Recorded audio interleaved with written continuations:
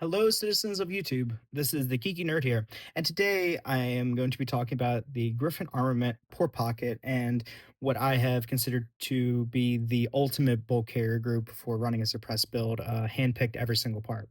But before I begin, I'd like to send a big thank you out to everyone who's liked, commented, and subscribed on the previous videos. I always appreciate it and always enjoyed talking to you guys. But if you're new here to the channel, welcome. And if you enjoy this video, enjoy this type of content, please consider liking, commenting, and/or subscribing. Whew, and with the PR out the way, let's get into it. So, this video is part of I guess a smaller series, mini series of building the ultimate suppressed AR, and where I've done a video review on every single part that's gone into the build. And for this one, it is a just culmination of quite a few parts and designing what I believe to be the ultimate suppressed bulk carrier group, and why I think so. With that, the main bulk carrier is the Griffin Armament, like I said, the port pocket, with its main feature being the port pocket.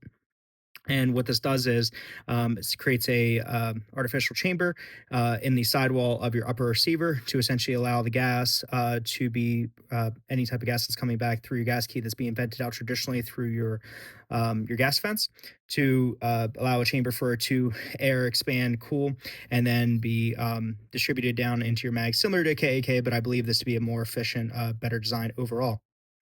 And the carrier itself is made of 17.4 stainless, like a lot of Griffin Armament products are. And 17.4 is essentially, it is not as tough as S7 tool steel, like how Sharp's bulk carrier groups are, but it is more hard than 9130. Standard, standard run of the mill bulk carrier groups you're going to find out there. Standard run of the mill is perfectly fine, but this is nice to have that kind of happy middle of the ground without having to worry about, like, I've heard some things about the sharp. Sorry about that, guys. Darn camera side. I wanted to stop working for a second, but where I left off was the sharps, and some reports of that it is such a hard bulk carrier that it wears on every other component, right? So there's that fine line to be balanced. But in any case, again, the Griffin Armament here, the gas key is nickel boron coated. And why is this the ultimate bulk carrier? Well, first, you see here, we have the KAK K-Spec C158 bolt, and this one coated in NP3. So with this being perfect for suppressed by getting rid of that gas, reducing the port pop, reducing decibel of the shooter's ear, having the sand cutters for alleviating that. So that's already a plus. You have a C158 bolt. So instead of, again, 9130, you have C158, which is mil spec standard, but also very strong steel. And for any type of, high pressure issues, what have you, the C158 is going to be able to handle that, right? And KAK makes fantastic bolt heads with very precise tolerances. Geometry is very nice here. You see it is does have a little bit of a radius corner on there to alleviate some stress as it's going into the barrel, which is nice. And it's shining. One of its shining features is the dual extractor. So where you have the potential of one extractor failing, one is none, two is one, three is a spare. And so with that, you're never going to have an issue with failing to extract with this bolt. Now, additionally, here we have the Landtech cam pin. So this Landtech pin is also made from 17.4 stainless, which is nice because working in this bulk carrier group, you're going to have similar metals. They're wearing similarly. You're not having one wear on the other. They're both wearing at equal rates. So where this cam pin can function any bulk carrier groups in there and improve performance, it's nice just to have that matching. But more importantly, it being a radius, a domed cam pin, it's going to wear less in your upper receiver. And as your bulk carrier group is experiencing more stress, and this one being suppressed, as it's running through, it's going to wear less, if at all, in your upper receiver. Now, a standard cam pin would work fine. There wouldn't be any issue with that. Getting something that's good quality, NP3, what have you, would be perfectly fine. But with this, it's going to just make it a bit easier on the gun as a whole, and especially when running suppressed, you want to ease up as much as you can. But it is very nicely colored. It also has this little flat spot here, which indexes forward. And one thing that's nice about that is on these cam pins, if you rotate them one way or the other, they can essentially cause a grooving to be worn in to your upper receiver. And even though this isn't wearing any grooves, it will have a wear pattern. But considering that pin can pretty much only go in every single time and face forward and be done with it, you're getting consistency on that wear pattern, which will then they will mate together and not come apart, right? So that is just a fantastic little thing to have on here.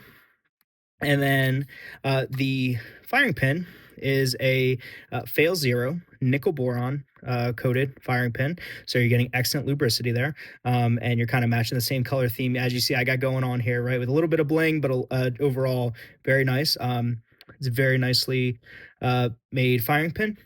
No really issues, nothing to complain there. Firing pin's a firing pin. Just if this one being nickel boron and stainless as well, 17.4. So 17.4 seems to be the overall arching theme, right? Minus that C158. And then last but certainly not least is going to be the cam pin or the cam pin. Boy, just talking about that. The firing pin. The firing pin retainer. And you'll see here as I remove some type of hair from somewhere. um, you're going to see here what makes this special. So, as opposed to a standard cotter pin that's just running through, what this KNS precision uh, firing pin does is it locks in more secure. It's very nicely machined, and when you pop this out, which it is harder than a standard cotter pin, so I will admit that. But when you pop it out, it will stay retained inside the BCG and allow you to remove the firing pin without having to worry about where that little pin went, right, and having a potentially unfunctional gun. And so, with all of those features, I think this, guys, is the ultimate bow carrier group.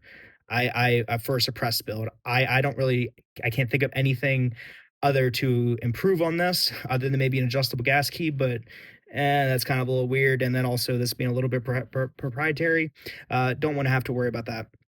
And yeah, I don't think there's anything that can be improved on this. Is it overkill? Potentially. Is it expensive? Oh, you better believe it. Because this whole bulk here, I think everything signed, seal, set, delivered, looking at around 380, 400, which is, I know, a lot. But considering you're getting the top, the best of the best across every company that's made an innovation, you're getting them all collectively combined into one singular platform to be the ultimate bulk carrier group, especially for a suppressed build. But let me know what you guys think down in the comments. If you guys think it is way overpriced, if your full chrome Colt BCG or KAC Knights Armament sand cutter works perfectly fine and no issues, and this is just way overkill, right? But it's nice to be able to have, and I'm glad to have it. So again, let me know down in the comments. Hope you enjoyed the video. If you did, please consider liking, commenting, and or subscribing. Hope everyone is having a wonderful, awesome, fantastic day, and I'll catch you guys next time. See you guys.